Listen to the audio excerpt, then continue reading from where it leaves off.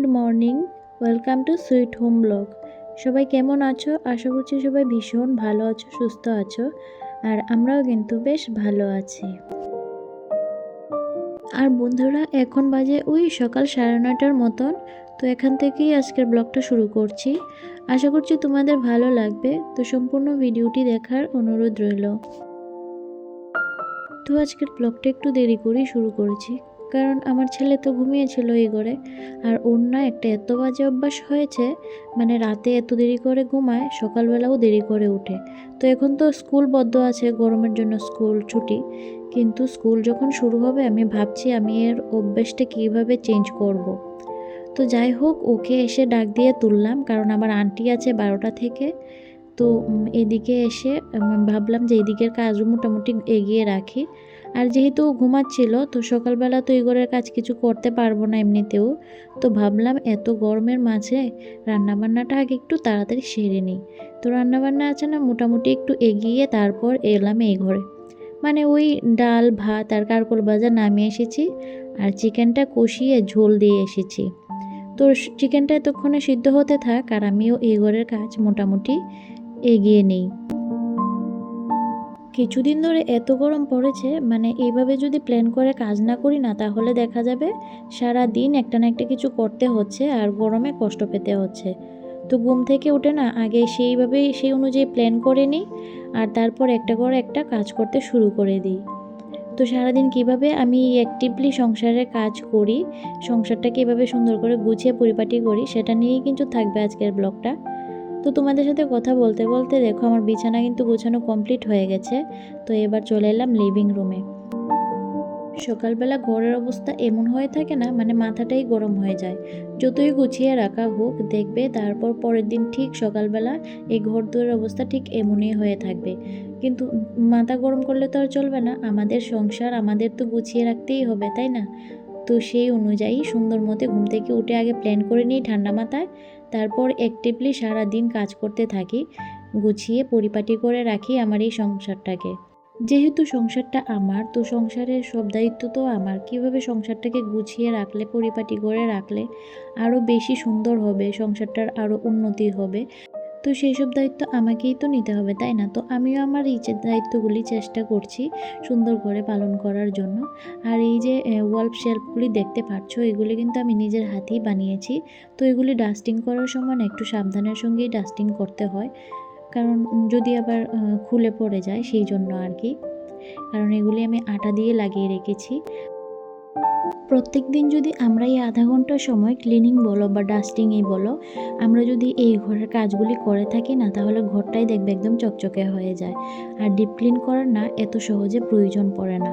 আর যদি আমরা deep clean করি, তাহলেও কিন্তু এত একটা কষ্ট হয় না। ঘরদোর পরিষ্কার থাকলে দেখবে মনটাও একদম ফ্রেশ থাকে। আর মন ফ্রেশ থাকলে কিন্তু যে কোনো কাজই করতে খুব ভালো লাগে, মানে কোনো বোরিং ফিল হয় না, বা কাজটা করতে না কোনো কষ্টও হয় না। তো আমি প্রত্যেক দিনই চেষ্টা করি এই আধা ঘন্টা বের করে এই ডাস্টিংগুলি করে নেওয়ার। আর আমি যদি সকালবেলা না পারি, আমি সন্ধ্যার পর ফ্রি হলেও এই ডাস্টিংগুলি করে নিই, কারণ এটা না করলে না আমার নিজের কাছেই ভালো লাগে না, মনে হয় কী যেন করিনি বা ঘরটা নোংরা হয়েছে এমন মনে হয়। তো সকালবেলায় বেশিরভাগ করে নেওয়ার চেষ্টা করি ঘর মোছার আগে। তো তারপর যখন সুবিধা না হয়, মনে করো করতে না পারি, তাহলে সন্ধ্যার দিকে করি। তো যাই হোক, ডাস্টিং করার পর এই যে ঘর দুয়ার ঝাড়ু দিয়ে নিচ্ছি। ঘরটা ঝাড়ু দেওয়ার পর না রান্নাটা তো বসিয়ে এসেছি, সেটাও তো গিয়ে দেখতে হবে। তো ঘরটা ঝাড়ু দিয়ে তারপর আবার চলে যাব রান্নাঘরে। তো বন্ধুরা, তোমরা যদি এই পর্যন্ত আমার ভিডিওটি দেখে থাকো আর তোমাদের যদি একটুও ভালো লাগে, তাহলে প্লিজ একটা লাইক করে দিও, আর একটু কমেন্ট করে জানিও কেমন লেগেছে। তোমাদের এই একটি লাইক ও একটি কমেন্ট আমাকে অনেক মোটিভেট করে পরবর্তী ভিডিও বানানোর জন্য। আর যদি ভালো লাগে তাহলে চ্যানেলটি সাবস্ক্রাইব করে এই বন্ধুটির পাশে থেকো। জানো তো বন্ধুরা, অনেকটা আশা আর অনেকটা স্বপ্ন নিয়ে এসেছি ইউটিউবে কাজ করতে, যে আমিও বাকিদের মতো অনেক বন্ধু পাবো, বন্ধুদের ভালোবাসা পাবো, তাদের সাপোর্ট পাবো।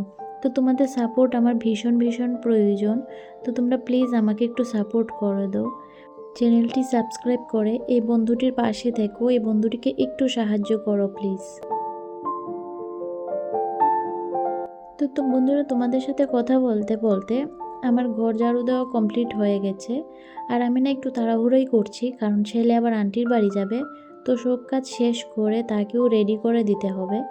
তো দেখো রান্না করে চলে এলাম, আর এই যে চিকেনটাও সেদ্ধ হয়ে গেছে। এবার গরম মশলা দিয়ে নামিয়ে নেব। আমাদের বাড়িতে না এই মাছ মাংসটাই বেশি খাওয়া হয়, আর এখন তো মাছ থেকেও মাংসটা বেশি খাওয়া হয়।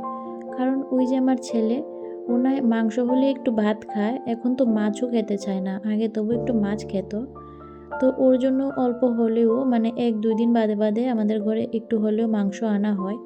তো দেখো মাংসটা হয়ে গেছে, এবার নামিয়ে নিচ্ছি। তো বাকি কাজগুলো এখন তাড়াতাড়ি করে সেরে নেব, কারণ ওর আন্টির বাড়ি টাইম হয়ে যাচ্ছে, আর আমাকে আবার লিভিং রুম বেডরুম এগুলি মুছতে হবে।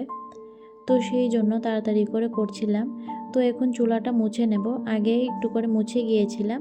তো এখন ওই পাশটা ভালো করে মুছে তারপর বাসন ধুয়ে চলে যাব ঘর মোছার জন্য।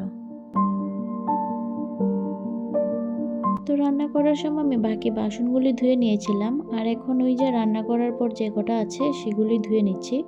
আমার স্কচ ব্রাইটটা না একদম নষ্ট হয়ে গেছে, মানে শেষ হয়ে গেছে, অনেক দিন হয়েছে এটা। তো সেই জন্য না কড়াইটা ভালো করে মাজা যায় না। তো মোটামুটিভাবে মেজে রেখেছি। তো ওকে বলেছি আনার জন্য, ওরও বল মন থাকে না। তো যাই হোক সব কাজ শেষ করে নিয়েছি, এবার এই যে চলে যাচ্ছি রান্নাঘর থেকে। এই যে এখন চলে এলাম, এখন ঘরটা ভালো করে মুছে নেব। আর আমি না একটু তাড়াহুড়া করছি, কারণ আজকে একটু ছেলেকে স্নান করিয়ে দেব। মানে ও 2 দিন ধরে নিজে নিজে স্নান করছে, তো ভাবলাম আজকে একটু ওকে শ্যাম্পু টেম্পু দিয়ে স্নান করিয়ে দেব। তো সেই জন্য একটু তাড়াতাড়ি করছিলাম। ওর আন্টির বাড়িও হয়ে যাচ্ছে টাইম, আবার ওকে খাওয়াতেও হবে। যেদিন একটু টাইম বেশি থাকে ওই দিন নিজেই খেয়ে যায়, আর আজকে যেহেতু টাইম নেই তো ওকে খাইয়েও দিতে হবে। তো সব কিছু মিলিয়ে আজকে আমার একটু তাড়াহুড়োই হচ্ছিল। আমার না সকালবেলার দিকেই বেশি একটু কাজের চাপ থাকে, তারপর থেকে তো কাজ থাকে না। মানে এই ধরো ও চলে যাবে, আমিও স্নান টান করে একদম ফ্রি হয়ে যাব। তো ওই সময়টা একদম ফ্রি টাইম আমার। তো এখন তো গরমের সময় কিছু করি না, না হলে ওই সেলাইয়ের কাজ টুকটাক করি। তো সকালের দিক থেকে এই 12টার মধ্যেই আমার সব কাজ শেষ করতে হয়, আর তখনই আমার না একদম শ্বাস ফালানোর মতন সময় থাকে না। তো এই সময়টাই আমাকে একটু তাড়াহুড়া করে কাজ করতে হয়। তো এই যে চলে এলাম স্নান করে, ওকেও স্নান করিয়ে দিলাম। তো ও রেডি হয়ে গেছে, তো ওকে খাইয়ে দেব। তো আমি না সিঁদুরটাও পরিনি, তো ওকে খাইয়ে দিতে হবে। তো ভাবলাম আমিও খেয়ে নিই, আমিও সকাল থেকে কিছু খাইনি, তো খিদে পেয়েছিল। তো ভাবলাম গরমের মধ্যে পরে আবার এসে খাবো, থাক একসঙ্গে বসে খেয়েই নিই। তো আমিও খাচ্ছিলাম আর ওকেও খাইয়ে দিচ্ছিলাম।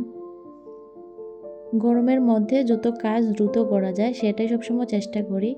তো খাওয়া দাওয়া শেষ করে এই যে এখন চুলটা আঁচড়াচ্ছিলাম, তারপর সিঁদুরটা পরে নেব।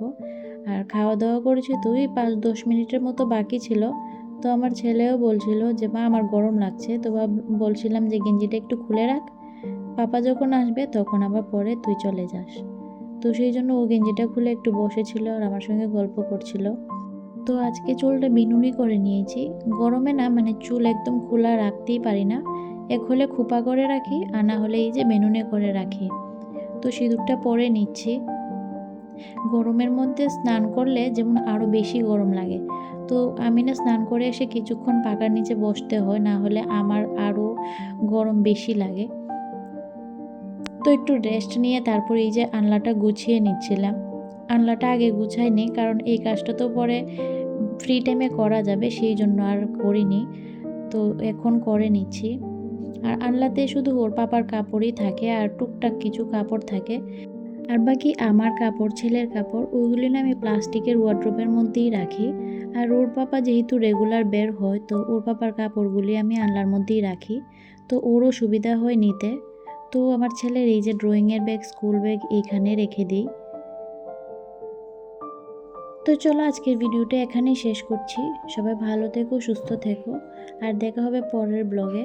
আর আজকের ব্লগটি কেমন লেগেছে সেটা কমেন্ট করে জানিও। আর যদি ভালো লাগে তাহলে প্লিজ একটা লাইক করে দিও। তো সবাই ভালো থেকো, সুস্থ থেকো, টাটা।